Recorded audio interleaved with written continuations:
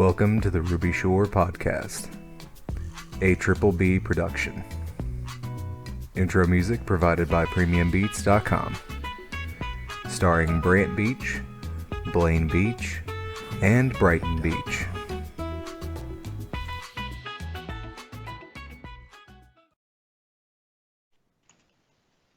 Hello everybody, welcome to the Ruby Shore Podcast. My name is Brighton. I'm joined as always by the not co-developers of OBS software, my brothers, Brant and Blaine. Hello, I'm Brant. I'm Blaine. That would be the logical choice, yes. Yeah. So what we're going to be doing on this podcast, especially within these first couple ones, is we're going to be going over movies from our childhoods that made an impact. Of course, my brothers are going to have some specific ones that I'm not going to know quite as well because they're 6 and 7 years older than me. But the first 5 that we're planning to do, we're going to try to do 5 to start with, and if those go well, then we're going to move into other ones. Today's subject is going to be Warriors of Virtue. It's an excellent movie. Yes. This is pretty great. I don't want to get too much into it just to start with. But Brighton, you have the synopsis, right? I do. I figured we'd start there with the synopsis and really start crunching into it that way. What do you think? That'll work. So, initial release was in May 2nd, 1997. I was 3. Yay. Directed by Ronnie Yu, and part of a film series of Warriors of Virtue, but we're not going to talk about the second one because we're going to pretend it didn't happen. So, the synopsis reads as follows, and I think that the synopsis is hilarious. Lame in one leg, Ryan Jeffers, played by Mario Yedida, has few friends in his high school and spends most of his time with Chinese restaurant chef Ming Dennis Dunn, a.k.a. Awesome Dude from Big Trouble in Little China. Wang. Who gives him the Book of Tao. When he is goaded by the football team into a dangerous ceremony, Ryan falls into a whirlpool and emerges in the magical land of Tao. His leg fully healed, he is led to Master Chung, who is played by Chow Li-Chi, whose heroic warriors battle against greedy Lord Komodo, played by Agnes McFadyen, and Ryan joins their fight. That is probably, that really sums it up, except not really. I like how they started the synopsis with lame in one leg, like it's pertinent to the story. I mean, right. It kind of is, but not really. It is like his inciting incident, and maybe I guess it's a conflict. We don't really see a conflict in his character. No, it's just like let's just branch out, and we'll make the main character of this gimpy in one leg. Let's just do that, and then let's use that as a plot point for the rest of the movie. Yeah. Before we really get too deep right here, I just want to throw out that this is probably the 90s movie I have ever seen. It really is. Complete with baggy clothes. I mean, all the 4 character kids that we know, their names are Ryan, Chucky, Brad, and Tracy. Right. and Brad has his head shaved, has a piercing in one ear that's a little diamond stud, and rides around with his gang on bikes. Right. Well, his left ear is like all tricked out with earrings. I've got that written down here. I'm just like, who lets a 17-year-old pierce their whole ear? Is he 17 though? Oh, he's probably like 15. He looks 15. I really don't know. So let's go ahead and also talk about the fact that there is an underwritten thing here in the synopsis where it doesn't talk about the Oscar-level performance by Angus McFadyen as Lord Komodo. I think he should have gotten something for it. I agree. I mean, that has got to be the best villain performance of all time. Well, I'm looking through my notes here. I've got 3 pages, and I've got in several points. Why didn't Angus McFadyen get an award for this movie? He's an excellent actor, portrays insanity really well, excellent writing. See, this is what I've determined after watching this film is that this is not an Oscar level movie. It's just not. Like the writing's No, not there. It's absolutely really not. weird. I'm not even going to get into the fact that I'm pretty sure the Chinese had no idea what kangaroos are, and for this to be set in a mythological time frame where Oh, it's like based off the Chinese, I don't know. But I'll touch anyway, on that in a minute. oh, excellent. Okay, uh, but but he is delivering Oscar level intensity He is. throughout the entire movie, and no one else is able to match his game. No. And that's just all there is to it. Like, I'm sure all the actors were giving their 100%, but when you're giving 100% of 50, and the dude beside you is giving 100% of 1,000, it's not going to compare. No, You know not what I even mean? close. No, And then, but going back to the kangaroos in China thing. Why are kangaroos an ancient Chinese secret hero? Okay, that's the whole purpose of this whole thing. It's just like, oh, it's an ancient Chinese secret. You know, he literally says those exact lines, ancient Chinese secret, when he's talking about the heroes. It's like, why are kangaroos an ancient Chinese secret? because using pandas would be offensive. It's true, but the hell is wrong with it? It's well, this is the same movie that leads with the most racist thing that the Chinese chef in the Chinese restaurant knows kung fu. well, okay, Yeah. okay. What's his name? Dennis Dunn. Dennis Dunn. Yeah. Okay, all right. So Dennis Dunn. I don't know that this isn't a continuation of Big Trouble in Little China. That's Okay. how I That's- feel about it. Honestly. Well, I'm going to be totally honest with you, and I don't want to steal a trope from another podcast. But this is definitely a Jacob's Ladder scenario where Ryan died, and we're just seeing his afterlife. Yeah, That's maybe. I don't think Or it's that. I don't think it's that, but I'm definitely seeing that Wing or Wang, sorry, Wang from Big Trouble in Little China. Wang Chi. his character's name is Wang as well. He well, in this one his name's Ming, so It was Wang. No, it's Ming. Ming, okay. So Wang in Big Trouble in Little China had to go on the run after killing all the people that weren't monsters. right. Changed his name to Ming, and he was running a restaurant in the other movie. So, okay, it's got to be the same guy. It has to be. It's got to be. And the only reason that he disappears at the end is to go help Jack Burton fight more demons in Chinese hell. So Yeah, that's what it is. He's just gone back to guarding the underworld. yeah, that's pretty much that. I bet they did name him Wang, but couldn't because they already named the master Chung, and they couldn't put Wang and Chung in the same Wang movie. Chun tonight. Wang Yeah, Chung? Wait. it was a bad time. So another unsung hero of this is Lee Ehrenberg, who played one of Lord Komodo's minions, and he also plays Grumpy on Once Upon a Time. Yes. Oh, Uh, yes. He's- And it has a connection to one of our other movies that are not great that we definitely will be doing, the Dungeons and Dragons movie. Yes. yeah, Starring yeah. the Wayans brother and Jeremy Irons. Yeah. So that's 2 times he's played it. Just- Oh, Well, here's Which something Louis- else that I just noticed.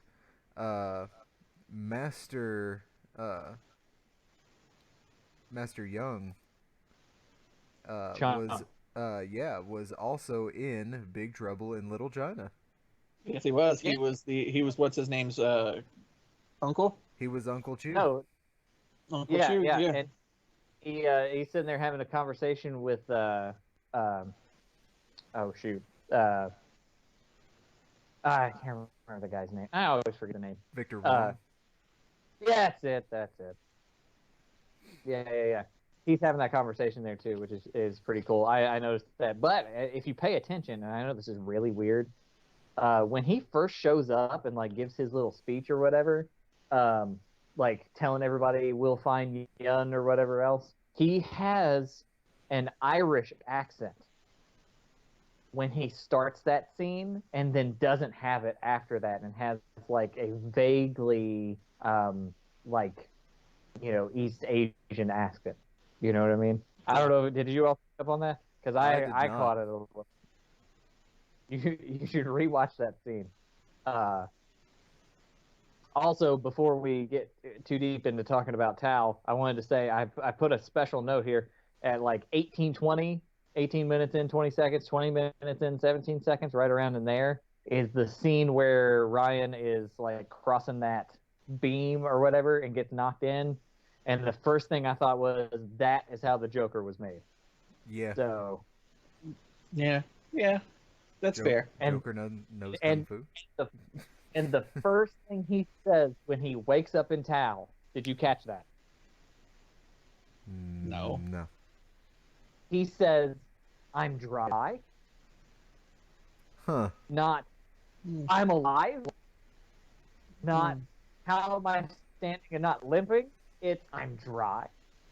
Yeah, Huh. I think it's funny that it takes him like literally almost 10 minutes of the show to figure out that his leg is no longer hurt. Yeah. So it's it not saying bad writing, but Well, maybe he's just so stunned that his clothes are not soaking wet. well, maybe It is the 90s. They were extra Maybe. baggy and then they weren't. it's true. Yes, that's true. Now, but before we get into that, Mom's really phoning it in with with all Ryan there. Yeah. She's like, here, Parent try of the this Year award. lasagna. And, Yeah. and we know for sure she's doing her parenting from self-help books. Not just Yeah. one she's reading, she's giving Ryan self-help books. Yeah, Ryan's like what, 12? It's amazing. Yeah, Yeah, 12. yeah, 12. Specifically 12. Yeah, so okay, she's played by Terrell Rothery, which she's been in basically every sci-fi TV show since the 90s. She's she did Stargate SG-1 and several others, but yeah, but she and I thought the weirdest part of the whole scene when she's sitting there with him is that she pours like an eighth of a glass of Pepsi in that scene. Yeah, like not even anything in that glass at all. And that didn't really bother me until I watched it the other day, and I was like, "Why? What is this? One, there's no ice in that cup. What are you doing? Second of all, why did you pour like literally less than an eighth of a cup in that cup? I'm so food's very inedible. confused right now. You're pouring your drinks in inordinate amounts. I don't understand what you're doing as a parent. I really don't. Not only that, but hey, you know what? Why don't you go ahead and take this money and then just go spend the rest of your time at this restaurant? Yeah. It's like, yeah, and you can tell it's a 90s movie. Here, just go spend time with this Asian guy that I can't even remember his name. Yeah. We've been there a million times. I don't know his the name. Restaurant, but go there. What's that? Yeah, I don't even know the name of the restaurant, but go there. Yeah, that's what she said. She's like, go spend time with what's his name? He's like, Ming. It's Ming, Mom. You don't hear me, Mom. Sorry. You don't understand. That is the vibe I got from him the entire movie. Yeah. Yeah. You know what I mean? Like, it just he doesn't even like, and I understand that he gets a little bit of like, selflessness before the end, but it's not a lot. You know what I mean? Like, it doesn't feel like a lot. He still feels like a 12-year-old.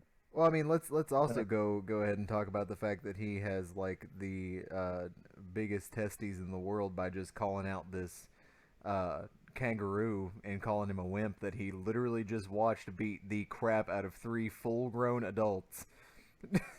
And knows nothing about this world and the fact that this kangaroo could probably just snap his neck if he wanted to. And then he's just going to be like, well, you're a wimp. Like, bruh, what? Oh, dude, real quick, before we, right after that, right before the scene that he calls Yun out, the guy, did anybody catch the guy screaming, "We're doomed"? Did you pay attention? Yeah, I love the Doomsayer guy. I mean, he's great. fantastic. He has the best, like, wavy mullet I've ever seen in my life. And it doesn't even start, like, where a normal hairline is. It almost Yeah. starts at the crown of his head and Yeah, goes. yeah. I Uh, noticed that too. I caught I mean, beautiful. And then we of course get a little before that get a glimpse of Komodo, and he is wearing the most beautiful clothing on the face of the planet, Well, yeah. and he continues to wear this um shiny purple and blue clown suit. Yeah, I'm not really I sure think what it is. for the rest of, I mean, it has a beautiful collar, uh, but he's wearing this suit for the rest of the movie until we get to the final scene where, of course, he's wearing a Power Ranger outfit. Um, he's straight up Green Rangering it at the Trademark. end. Yeah, it's true. Well, listen, Not affiliated. not a, we Yeah. are not talking about Saban films or Saban themselves. It's just a reference. Yeah. Yeah. So, and here's the thing. I noted in here, he seems to be like the most philosophical villain I've ever seen in my entire life. Life is but a dream flowing Into into another dream. dream. Yeah, yeah. And it's like, well, that's pretty deep. And then he just drops the dude down a hole. Yeah, like, I was really gonna save you, and then I was like, no. And then his next line is, "What's the point of power if you don't abuse people?" Right. It's like, Yeah. dude. Where are you coming at even- with that? I'm confused. He's even philosophical about his villainy, which is Yeah. really ridiculous. Yeah. Again, it's just, This man is making Oscar level choices in his performance. yeah. It was a gamble. It was a gamble, but he made it work. He paid it's off. That is for sure. Yeah. And then, Well, before that, before we see Komodo, we get introduced to Alicia. yes, So, who Uh-huh. is also in a lot of movies. oh by the yeah, way. Marley Shelton. Anytime they could not get Christina Ricci, Yep. or Marley Shelton. Look for Marley Shelton. Yeah. who was the other one? There was another one she kind of looked like. I don't know. It was mostly Christina Ricci because of the eyes. So Yeah. just for people But- that don't know, she was in The Sandlot, Bubble Boy, Planet Terror, Pleasantville, Sugar and Spice, Never Been Kissed, Scream 4, Rampage recently. So I mean, she's been in quite a few movies, but never quite as much of a, role like she played in Warriors of Virtue, where I'm not entirely sure whether she was a villain or not. She was very confusing. Okay. Since we're bringing her up, okay, there is a major plot hole that exists through this entire film that I feel like that there's some scene on the cutting room floor somewhere. Where is the scene where we're explained exactly what happened to her brother?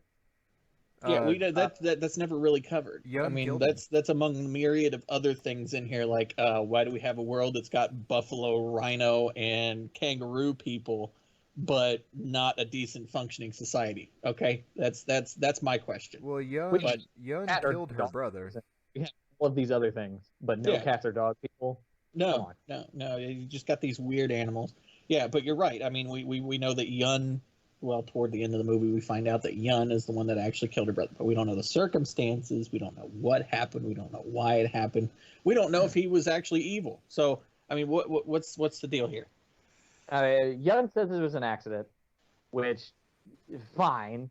I get, but with the fervency that he says it, there's like, I would have thought we would have gotten something, but nothing.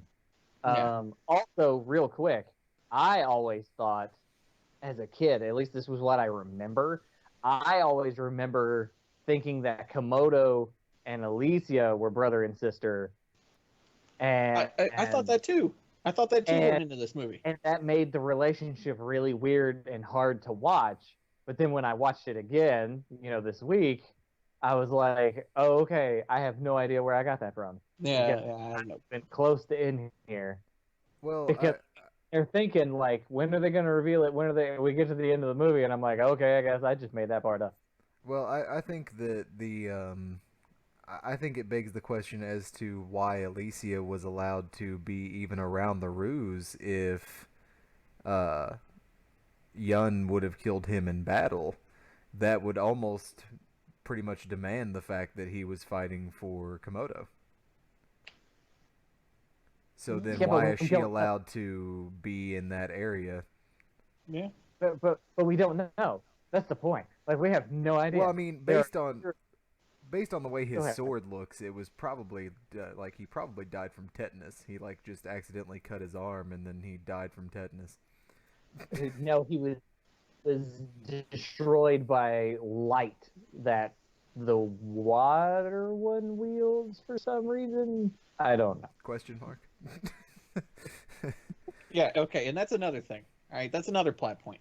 Interesting background. No mention of where these things came from. No mention of how they got connected to the elements. Just some old guy trains them and raises them. That's it. Is it's very Ninja Turtle-y Yeah, well, without that's being what I was thinking too. It's like Ninja Turtles, but at least the Ninja Turtles have a damn backstory. You know, we have, you know, this we're trained by a rat. Okay, under normal circumstances, you just be like, well, that just doesn't make sense. But then they're just like, oh no, everybody got covered with ooze, and everybody's like, aha! But with Ah. this, but with this, it's like, no, there's nothing. There's nothing to connect them to the elements. Nothing. Just So- zero. well, other than what they're wearing and like the vague powers they just demonstrate. Yeah. So Yeah, Isn't the fire one gets to cart around fireworks everywhere. Which is awesome, and by the way. his fire, okay, which he does later on in the film. He lights his finger on fire. That's cool. Of his thumb. Yeah. But in that same scene, Yi is surrounded by metal and can't do anything with it. Yeah, Yeah. no. He's just panicking. The the inconsistencies in this movie are hilarious. Yeah. But do you want to go ahead and give us the ruse real quick? You want to talk about the ruse real quick and maybe the voice actors a little bit? I think Blaine, you said you had something for that. Yeah, I've got the voice actors for all the ruse up here. Okay, I don't know which element is which. But for the voice of Yun, we have Scott McNeil. He's He is the water. water. Yep. Okay, Yun is water. And Scott McNeil, like I said, you guys will probably know from voicing a lot of anime. He's done several, but most notably Dragon Ball Z, Dragon Ball Super. He does Majin Buu and Piccolo. So then we have Doug Parker, who does Yi. And that's like he's like at the very end of the movie. It's like it's just barely in there. But he's done things like he's done Bubbles and Blueberry and subordinates on Dragon Ball Z. But he's also in RoboCop and a few others, Ninja Turtles, the things that he's done over the years. Kathleen Barr does the voice of Sun, and she's done a lot of stuff herself. She does a lot of voiceover work. Mm-hmm. Her most recent ones were like the Ninjago movie and The Deep and things like that. So, and then we have Lie. Which one's that? That's the wood one. That is isn't it? wood, yeah. And Yeah, Shun I- is the. I'm not really sure what Shun's is. 'Cause, Shun's the fire Earth. one, and- No. or Sun. Shun is she's the Earth, but then there's also Earth. Lai who is Flowers. Yeah, I Very know. She's like confused. she does flowers and stuff, and yeah, I can't find the last ruse. wood. Lai, that's Dale Wilson. That Dale Wilson. Actually, we're missing one. So Dale Wilson, he's done a lot of voiceover work and stuff in the past. He did G.I. Joe back in the '90s and He was also Street in Fighter MacGyver anime. Yeah, he was in MacGyver. and Smallville. Yep, and he did the MacGyver. voice of Bob. his dad from Reboot. Bob, the main character Reboot, he did his dad in Reboot. So that's fun little fun Who fact. was he in MacGyver? In what? What was he in MacGyver? Was he like a bad guy or something in like an episode? No, he was in it for a whole year. Hold on. Sundance. Dennis. Colin Yarbrough. I think he played several characters. Like he was so unmemorable that he just They just kept okay. recasting. could pop in. Could pop in. Just a bad like, guys they reused like to do 6 different roles. characters.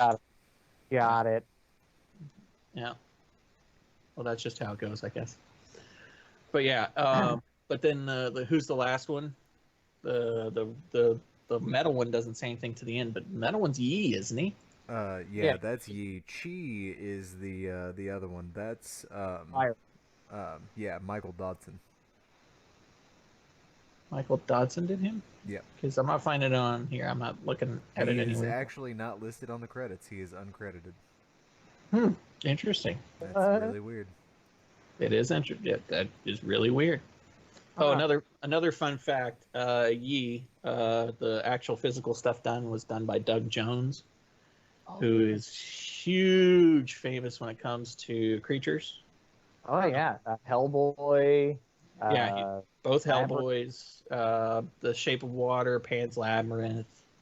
Yeah, I mean, if it is a monster movie guy, he's probably in the suit for most of them. Oh yeah, yeah. And anybody that's watched something recent, What We Do in the Shadows, the TV show, he's the Baron, which is really funny. He's just, if you get a chance, watch that because it's an amazing TV show. So yeah. Can we have a discussion about what was with that screaming monkey beast thing that was in shackles in Komodo's den? Yeah, right? Like for no reason.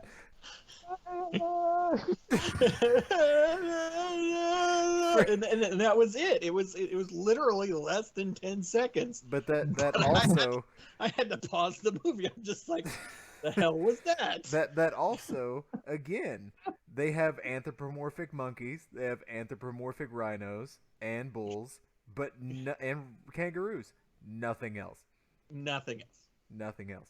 And even the monkey, I'm not entirely sure has an intelligence. I'm pretty sure it was just screaming. Well, I think it has something to do with the climate, because it seems like the climate can tell when something major is going to happen plot point wise, because then the wind kicks up automatically. It just changes every time. This is also a movie that has slow motion, blurred motion, and special effects all at the same time. No. Listen. I caught that when it started, and my brain immediately went, man, they do that a lot in this movie. I remember. So I actually kept a tally of every time they did it, and every time they stopped it in the middle of a fight scene and started it again. I can. Okay? How many times total? Yeah. I want you to guess. Give me a ballpark estimate of how many. Now, I could be wrong, but this is my best estimate every time I caught it. Okay. So I'm gonna say 30. I'm gonna say 36. That's what I was gonna guess. It's 36. Okay, it's not as bad as that. Okay. Well, that's good. But 15 times is how many times. And 10 of that is in the final 20 minutes of the film. Yeah, that's what I figured. Yeah. It's like I thought I was having a stroke or something watching the end of that movie. It's just like, whoa, hang on. Let's start, stop, slow. Win. I actually stopped it and let it buffer because I thought that it buffered, and then I hit play and it was perfectly buffered and just kept doing. I'm like, okay.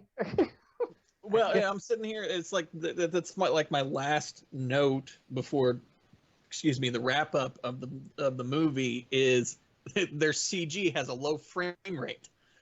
It's like, but I feel like it's on purpose because they do it through the whole movie. I don't know they that have it is. to know. Well, it slowed down really, really, really. I mean, it went slower than normal when Komodo explodes and then pops up out of nowhere.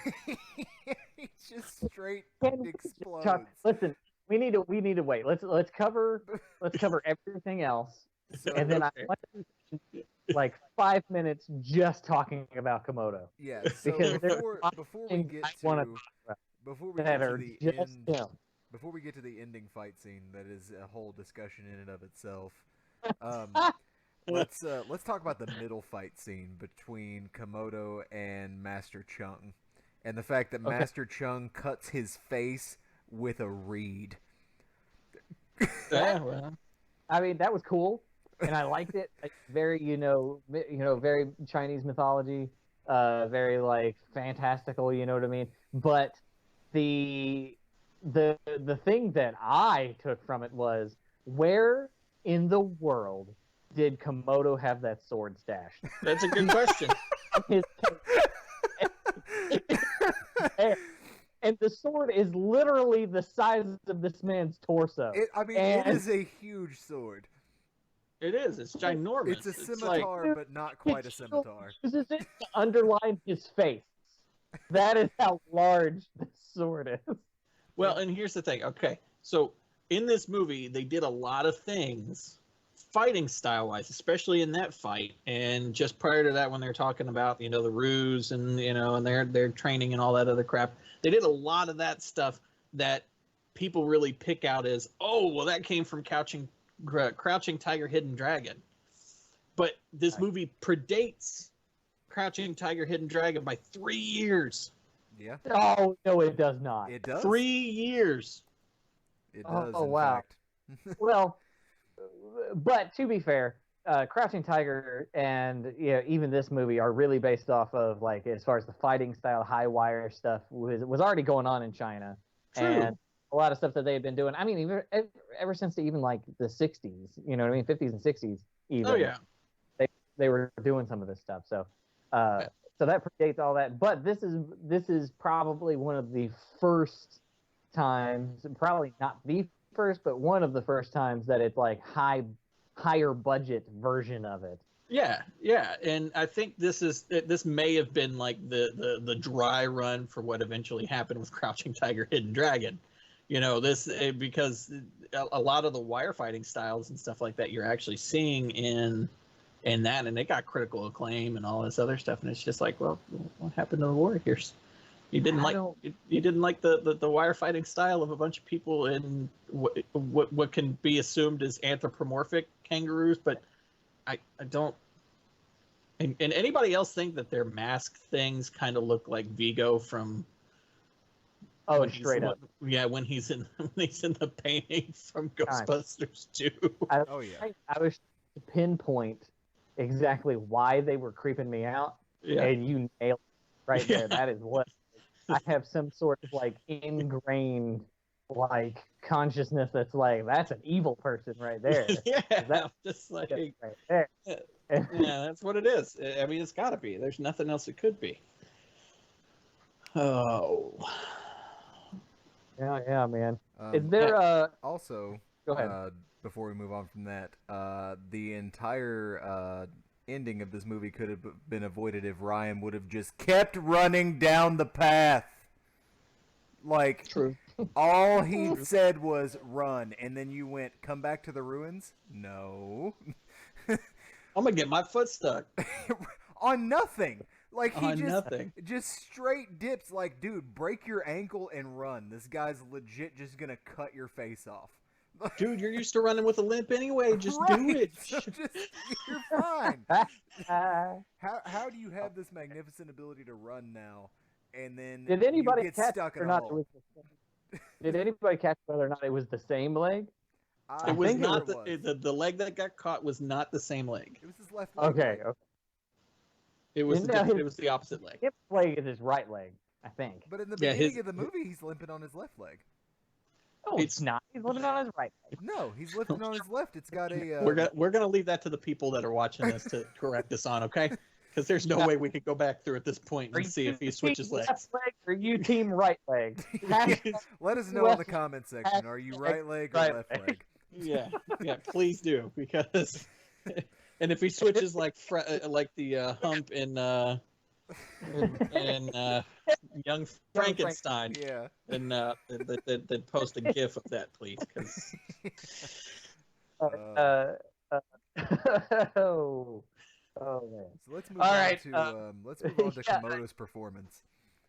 Uh, okay. Yeah. Let's before we get into him, we need to discuss the ruse just a little bit more, because Okay. there's like, are they anthropomorphic or are they just regular sized kangaroos with human arms? Well, Okay, I would contend that kangaroos are vaguely humanoid anyway. they are. they're definitely swole. Like you wouldn't want one to just like run up on you, right?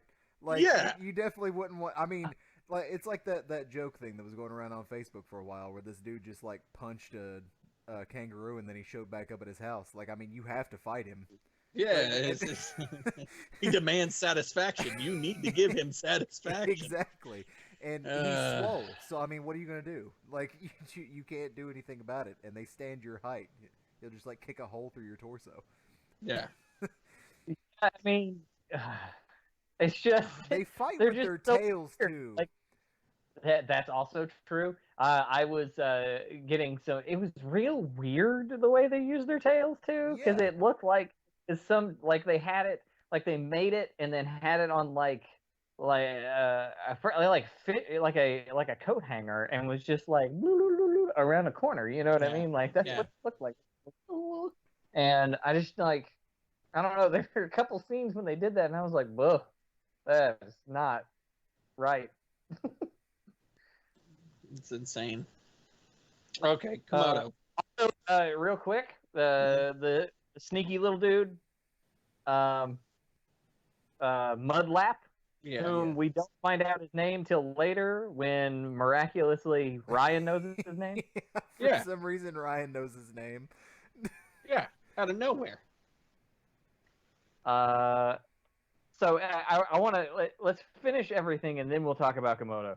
Let's see here. What else do I have? Yeah, you know, I think Mudlap's played by Michael John Anderson. Huh? Mudlap is played by Michael John Anderson, and he's been in so many things. It looks like he's done voiceover work. Yeah, he's done voiceover work. He was in Star Trek: Deep Space Nine as Rumpelstiltskin. I was gonna say I've seen him in a bunch of things. I know that for sure. Yeah, But they always seem to make him just appear out of nowhere. yeah. Can we talk about that too? How this movie just makes people appear out of nowhere frequently? This is very true. It's like, just all of a sudden somebody's standing there. All of a sudden somebody's standing there, and it's like, oh, you know what we're gonna do in this scene? All of a sudden, Komodo's there. You know what I mean? That's another thing where they're like, oh well, Komodo took a life, and so he lost all his power. Well, when he split himself into 5 pieces, I'm pretty sure he still has power. Huge plot hole. The only comment I wrote on that was Komodo Hydra. Komodo Hydra. I'm not entirely sure that it works like that, but yeah, Komodo Hydra. Hashtag Komodo Hydra. That's all I got.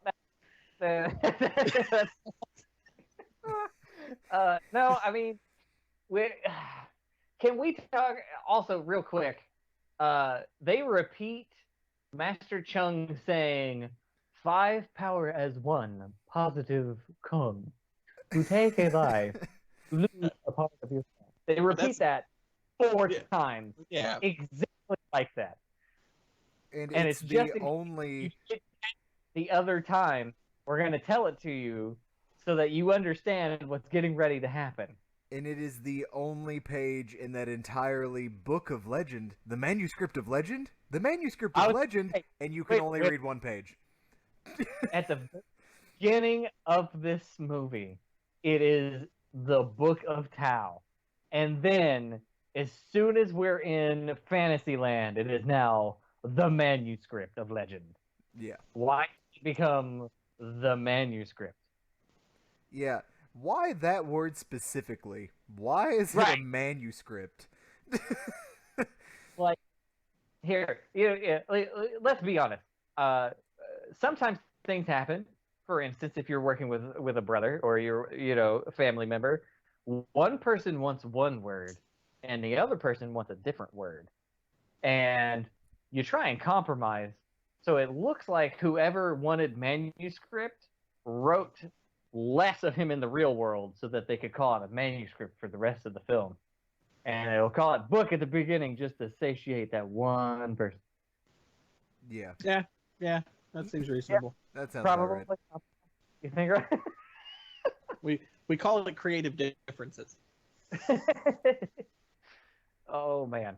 Yeah. All right. So the end of the movie. We'll talk about that real quick. Very stereotypical '90s ending, uh, where little quips. Again, '90s things. I will say that they use the word "wuss" at least twice, and use the word "wiener" twice in succession. They At do. the very beginning of the movie. Give me a wiener. No, no. Do you remember the line with? Does anybody remember the line that Chucky says at the beginning of the movie? No. No. No. He's like, was it? They're going to, they're going to make hot dogs out of our wieners rye. Our wieners rye with a side of meatballs. That's just what he said. That's awesome. To be fair, I did watch this movie with subtitles so that I could Yeah, catch I did some of the writing, you know what I mean, and some of the stuff coming out. Also, while on writing, they use the line, so many times in the script. The dialogue in this movie is not fantastic. Okay, let's just be honest. Okay, and I don't understand why the bad guys or the bad kids are right in this movie at the very beginning. I don't know why they had to pick on the one minority kid in their entire school. Right? But I mean, even the football game, there's not any kids of color anywhere. Just Chuck that's doing he's a water boy, and then they call him Up Chuck. Yeah. I don't understand it. That's ignorant. The '90s. Yay! Yay. Okay, so before the last fight, there was the part where he's kidnapped and taken captive, and that's when we find out all this information about Alicia, and it's where he gets the book and steals it back, and blah blah blah blah blah, and he runs into those two guys, Willie Beast and Mosley. Yeah. Okay, Mhm. all right. Willie Beast is voiced by Jay Braziu, and he's done a lot of like sci-fi movies and things like that. Mostly as an actor, not voiceover so much. But then you have Gary Chalk, who does the voice of Mosley, which Mosley speaks in his own language. The only person in the entire movie that speaks in his own language. It literally says in the subtitles, speaking foreign language. Yeah. See. Yeah. So he is literally the only person. Which, okay, is he from another area, or did he just grow up and not learn how to speak? No one knows. Okay, because we've not experienced anybody else in this gigantic world of nothing. But he did the voice of Optimus Primal in Beast Wars Transformers. And he's like Stan Walsh in the Godzilla movie. I mean, he's done a lot of stuff, and he's still doing stuff. So, but yeah, that's like the most anticlimactic. I'm gonna run out of here, away from all the guards and everything, because I've got two people fighting them. They also break out so easily. I don't understand why they got marked. I mean, they literally just throw the ropes off themselves. Well, and can we discuss Virtue Be Yours? Yeah. Like, I'm what not is that? entirely sure if that means, F off or, like, have a great day. Not entirely sure what that means.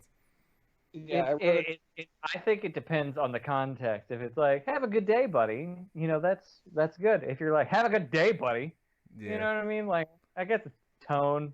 So real quick, I was really quiet there for a second just because I was like, who exactly played Chucky? Do you guys know what else he was in? No. He played Tucker Foley on Danny Phantom. He was Yeah. also Vince in Recess. Okay, well that Oh, makes sense. yeah. Yeah. Those are two quality cartoons, man. I'm just saying. Indeed.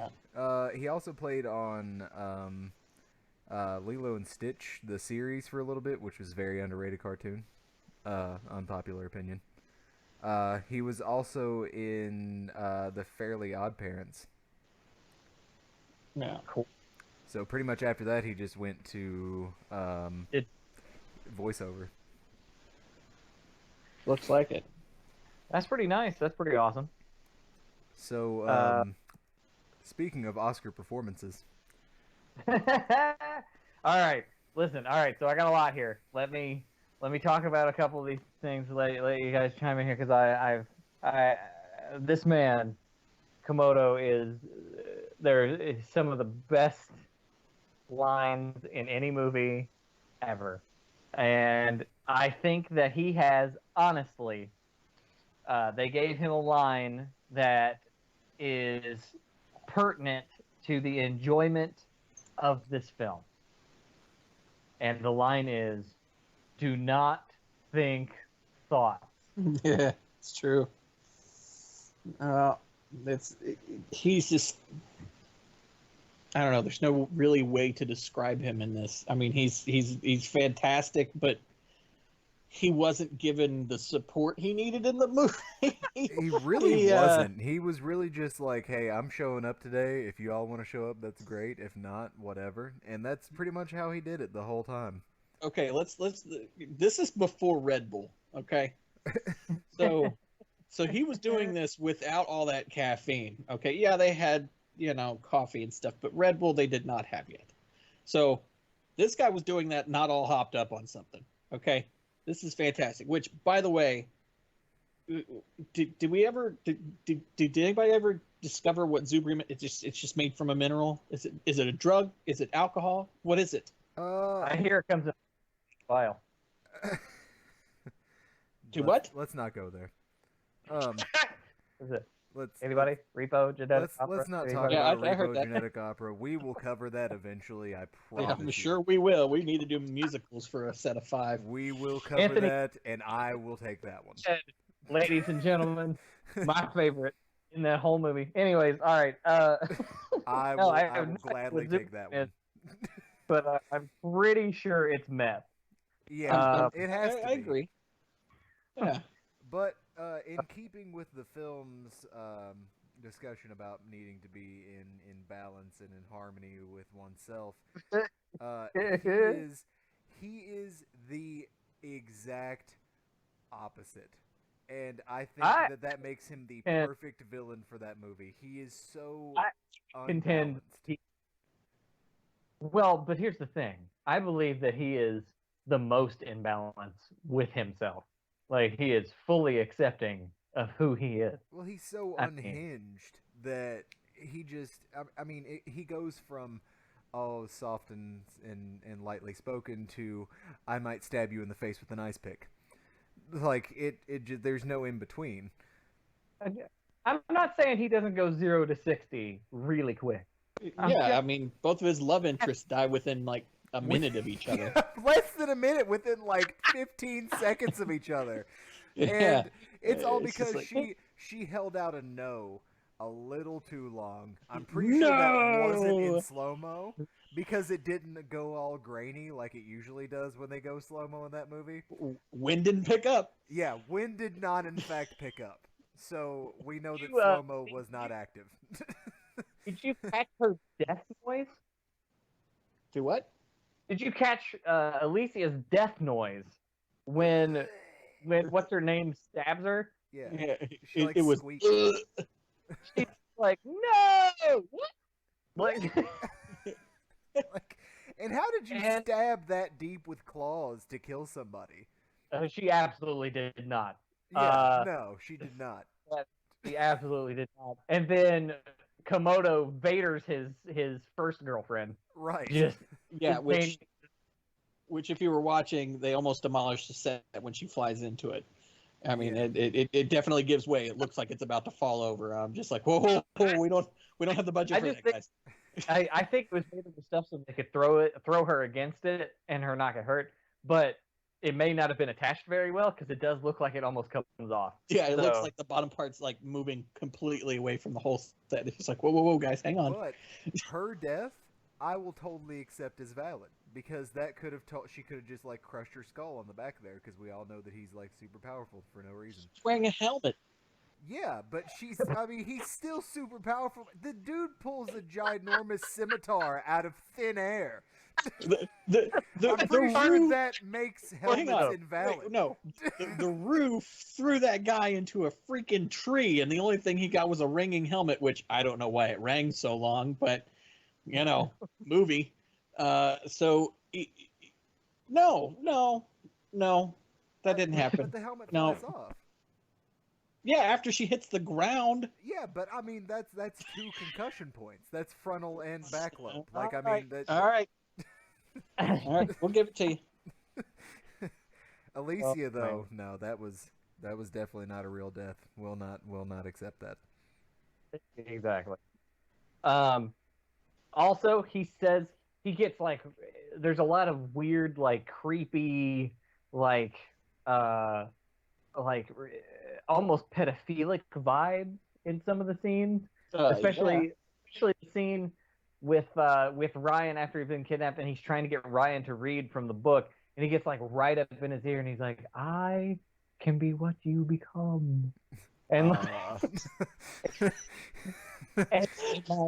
and my first thought was like, I wish to unleash my inner Komodo sometimes. You know what I mean? Well, Just set him free. There's It's also like- there's also a point like in that same scene before he gets like his nose pushed to his cheek where he just delivers such a weird line where he's like, I am everything that you can become and I am proud to be your destiny. What? Yeah. Wait. Is this a job offer or a personal ad? Yeah, I'm very confused. This really Yeah. sounds like a Tinder profile. It does sound like a Tinder profile. Grinder. It's a grinder profile. It's a crime Listen, profile. for Komodo, it's both of his girlfriends were his henchmen, so it is both for Komodo. That's a good point. If you've seen Komodo on Grindr or Tinder, smash that like button. Smash that like button. Comment down below. Subscribe today. Komodo is definitely on Tinder. Very fluffy beds, crazy outfits, and doing random yoga / kabuki poses for no reason. I looked at it a little bit closer because I remember talking to you about the really ergonomically correct like bed that he's just suspended in for some reason. It looks like a clamshell. does. That's great. I say it is a giant clamshell adorned with pillows, But the of big multiple sizes, and satin fabric. the big pillow in the center looks like a scallop. Yeah. Straight up does. Yeah. Yeah. So Well, I think that's the point. But and Angus is still using that to this day. I mean, I it's mean, got to be why happening. wouldn't you? That looks so Part of- comfortable. That was Yeah. his pay for this movie. Okay. It looks so. It must be since he didn't get an Oscar. But Yeah. You guys, I know I'm not getting an award for this. I'm not forced to go work in the valley. So I'll just take the bed. I want the bed. Yeah, it's fine. giant golden clamshell bed. With a scallop pillow. Oh man. And can we also talk about the fact that he laid his bleeding out girlfriend in the middle of his bed? Right? Like, he knew he wasn't coming back. Clearly. Let's just. I Hey, mean, Do not no think get thoughts. that fabric. You do not think thought. Yeah. Do not stain cloth. I mean, Do not stain cloth. that's another thing. I'm pretty sure that was the entire writers' meeting. Do not think thoughts. All right, sounds good. Let's go. What would make sense to go from here to here? Don't think about it. Just write something down. Just write it down. We're going. It's the underpants gnomes writing a script. Yeah, pretty much. You Pretty much Step that. 1, kid goes to a magical world. Step 2, Step 3, kangaroos win. Yeah, yeah, pretty much. Pretty much that. Yeah, with no major payoff. At And, all. and it, With talismans that they've literally had the whole movie. the whole time. Oh, Yeah. The whole movie. So but so guys, so let's talk the climax here. yeah. Okay, so after we discuss the climax, we are approaching 54 minutes. okay. that's fine. Okay, so the climax here, all right, they finish it, they fight him, he's destroyed, and then he magically comes back? Yeah, with some weird ripped cloth thing. Well, it was his armor, it was his melted armor. I'll give him that, okay? But Yeah, he turned into liquid metal I don't and know. then died. Yeah, I don't- like he died. Also, can we talk about the fact that he spends most of that last fight spamming attacks like he's playing Devil May Cry? Yeah. He does though. And he also, this entire movie could have been ended if he would have just moved 1 centimeter to the right and just nicked his carotid artery. That just would have been it, because he kept putting Yeah. he kept putting the sharp side to his neck. Like, bro, I get it, you're crazy, but you're about to die. He continually uses the sword to accentuate his face. That is what he does. It's an interesting choice, Cotton. Let's see how it works out for him. It paid off. He didn't die Uh, once, and he did it like 18 times at least. So Gotta cut okay, count too, because that was so, nuts. so Ryan sacrifices himself to distract Komodo to use his powers so the Ruse can use their powers. And then because of this, Yi speaks for the first time and everybody's all emotional. And then Ryan wakes up and he's got a spray can in his hand. And he's like, maybe I shouldn't let peer pressure get to me, because the last time it happened, I ended up in this. I ended up almost dying. Remember, kids. Oh, if those you- guys. li- I listen, think I die here. Yeah. This all sounds familiar. Also talk about the fact that Ryan legit dies in town. He's Yeah. dead. He's dead there. He's dead. He got exploded by Komodo. There was fire. There was a destroyed book. Okay. Ryan, But no died. blood on him. Not a bit of But blood on listen- him anywhere. This is further proof that he died, and we're just seeing his afterlife. No, I'm just saying. I think that it's more of a, oh, he died in here, but he did the right thing. So now he's gonna know to do the right thing in the real world, because if you don't, you're gonna go to a really weird world where some pedophile dark lord thing is gonna get like right up in your face. So don't succumb to peer pressure. Yeah, but he well- wins. So technically, Well, it's well, okay. okay. Well, it goes back to post Komodo Tao or pre Komodo Tao. that's a good We question. don't know. Well, it looked like pre-Komodo Tao, because like all the dudes were taking off their helmets, because I guess that was the first time they've seen rain in forever. I've never seen so many people excited for rain. I have only one other time in the Matrix, Yeah, but that's totally different. I don't know if that Oh, was really like- excitement. Yeah. Well, here's my question. The last thing I have written on my notes here is, what's the moral of the story? Okay, anyone can do anything. Peer pressure is the devil. It's good when enemies get their comeuppance. I don't know what this is. I don't know what the moral of this story is. Sum up the movie in 4 words. Go. The hell is this? Hmm.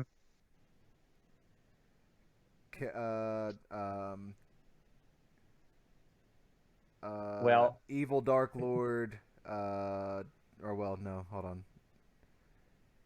Villain doesn't receive Oscar. That's fair. How about kangaroos not in Asia? True. Mine is, what did I watch? Peer pressure acid trip. That's a Yeah, good one. there you go. That's what it is. It's a peer pressure acid trip. That's fair. Maybe we should Yep. just name this. We should just name this one peer pressure acid trip. Sounds good. Don't inhale spray paint fumes. Okay, well, that's a good one. All right, so Okay, go ahead. let's go He's ahead and gonna- give our rating with um, the trees. Okay, so since this is our first one, I'll go ahead and explain it. We're going to give our rating out of 10 palm trees because we're the Beach Brothers. 10 palm trees, and we're going to each have one coconut that we're going to give out as a special mention, one golden coconut to give out for something that really stood out. May or may not have been covered, but we'll go from there. So, Brighton, since this one was yours, we'll go ahead and let you lead off. So are we're doing it out of 10, right? Yeah, out of 10. Yeah, so as far as my rose tinted glasses, it's definitely a 10 out of 10. Um, Criticizing it as an adult, I'm gonna give it a solid 7 still, out of 10. And special coconut, special mention I'm gonna give to that fight scene between Komodo and Master Chung because it was awesome. And Komodo got his face cut with a reed, which is incredibly awesome. And the golden coconut is going to be for the line between General Grillo and Komodo, where Komodo asks him if purple suits him, which I'm pretty sure that it was not scripted, based on the look on the actor that plays General Grillo's face. Does purple suit me? Yes, my lord. Very well, you are dismissed. All right, Blaine, you want to go ahead? Okay, so when I was watching this when I was younger, so my palm trees would be 10 out of 10. But rewatching it, I have to give it a 6. I mean, if I base the entire thing around just Komodo, then easily it'd still be a solid 8. Right. But taking into account literally everyone else in the movie, it's got to be a 6. It's just That's fair. not good. So my coconut has to go to the fantastic voice actors. I have to say that first and foremost because I mean, For sure. they didn't have much to work with. I got to be honest. Not really. Not a lot. But then my golden coconut. I mean, it's got to go to what's his name? Shoot. Lee Ehrenberg for his fantastic, just over the top performance alongside Komodo. Yeah, for sure. For Yeah. sure. Brant? Oh man, just like both of you, thinking back on it as a kid, we all three loved it. We destroyed our VHS tape as a kid. So definitely 10 out of 10. As an adult watching this movie, there's a lot of questionable things, and as a new parent, thinking about some of the things parental wise. Between Ryan and his mom, that was some messed up nonsense. But just thinking about it and thinking about it along the lines of would I want my daughter to watch it? Absolutely. I think it's great. I would probably go a little higher than Brighton. I think I would give it. I think I would give it an 8, almost like an 8.5, almost 9. I still really enjoyed it. It's a fun, dumb thing to just enjoy. You know what I mean? It doesn't really require a lot of thought. Now, coconut wise, obviously, I would love to just give all the coconuts out to just the performance of Komodo, but I can't do that. So what I will do is one solid coconut for Komodo's performance, specifically in the scene where he's trying to get Ryan to read the book, because there's a lot of weird, like, jumping back and forth between the bed and the curtain that is hilarious to me. And then I'm gonna give, solid golden coconut to the man. What's his name? The one from the Dungeons and Dragons movie. Lee Ehrenberg. Yeah, Lee Ehrenberg. Yeah, specifically one scene when they bust the backpack open and he And picks it's the got speaker up off the ground. Yeah, that to me is, and also does it in the Dungeons and Dragons movie. So Yeah, that he is does. his reaction to having his helmet knocked off. So that to me is just, it felt so good because it connected to something else. So definitely golden coconut for Lee Ehrenberg for that. So All right. Well, we'll go ahead and wrap it up this episode. And anybody have anything else to add before we wrap it up? Now, what are we gonna do no. next? Next, I guess we're gonna do Small Soldiers. All right.